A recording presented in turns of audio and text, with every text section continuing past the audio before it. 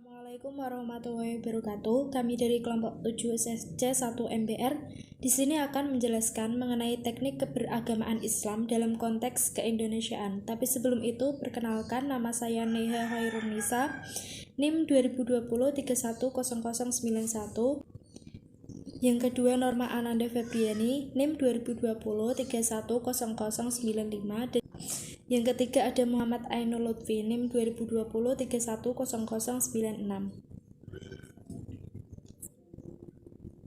Islam dan kebinekaan di Indonesia. Sejatinya, dalam konsep kebinekaan, Islam sebagai agama mayoritas telah berhasil menyatukan berbagai suku yang tersebar di Kepulauan Nusantara dan menjadi salah satu dasar persatuan yang penting. Dan jika melihat ke belakang dalam sejarah Indonesia, Islam tidak hanya berfungsi sebagaimana penyangga status,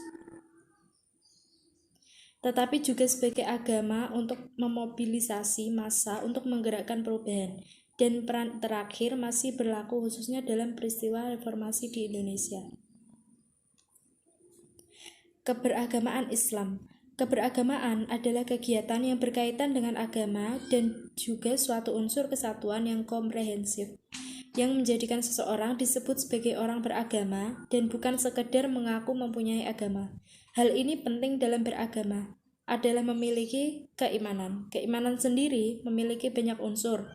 Unsur yang paling penting adalah komitmen untuk menjaga hati agar selalu berada dalam kebenaran. Secara praktis, hal ini diwujudkan dengan cara melaksanakan segala perintah dan menjauhi semua larangan Allah dan Rasul-Nya. Materi selanjutnya adalah keberagamaan Islam.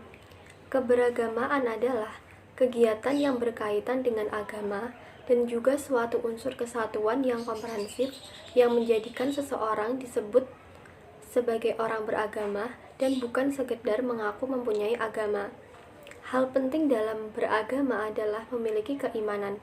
Keimanan sendiri memiliki banyak unsur. Unsur yang paling penting adalah komitmen untuk menjaga hati agar selalu berada dalam kebenaran. Secara praktis, hal ini dapat diwujudkan dengan cara melaksanakan segala perintah dan juga menjauhi semua larangan Allah dan Rasul-Nya. Selanjutnya, peranan agama. Peranan agama adalah sebagai pendorong atau penggerak serta mengontrol dari tindakan-tindakan para anggota masyarakat untuk tetap berjalan sesuai dengan nilai-nilai kebudayaan dan ajaran-ajaran agamanya sehingga tercipta ketertiban sosial. Ajaran agama oleh penganutnya dianggap sebagai norma dan sebagai sosial kontrol sehingga dalam hal ini agama dapat berfungsi sebagai pengawas sosial secara individu ataupun kelompok. Baik, akan saya lanjut.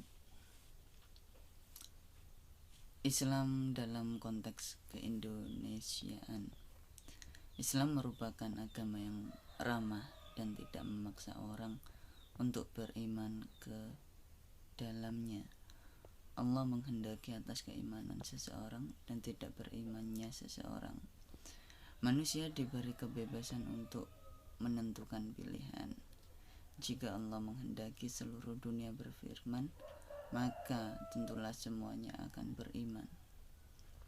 Islam sebagai agama yang sempurna, rahmat bagi seluruh alam. Kebenaran dan kebaikan tertinggi yang diberikan jalan dan petunjuk kepada umat manusia untuk memperoleh kebahagiaan hidup di dunia dan di akhirat. Tentu mempunyai sikap dalam dinamika budaya umat manusia. Dinamika budaya yang dikehendaki Islam adalah dinamika yang positif, yaitu bermanfaat tanpa menimbulkan malapetaka dan aniaya bagi manusia. Jadi kesimpulannya, Islam sebagai agama tidak hanya mengenal tradisi atau normativitas, tapi ia juga mempunyai manifestasi keragaman dalam kehidupan yang sangat plural. Oleh karena itu, meskipun Muslim di Indonesia mengakui sumber universal yang sama, yaitu Al-Quran dan As-Sunnah, tapi interpretasi atas ajaran dan praktek-praktek keagamaan sangat beragam. Sebagai agama dengan seperangkat nilainya telah mempengaruhi pula budaya dan tradisi masyarakat pemeluknya. Namun demikian, aspek sosial budaya dari masyarakat setempat tidak serta-merta terkikis. Sekian dari presentasi kami. Apabila ada kekurangan dan kesalahan, kurang lebihnya mohon maaf. Terima kasih. Wassalamualaikum warahmatullahi wabarakatuh.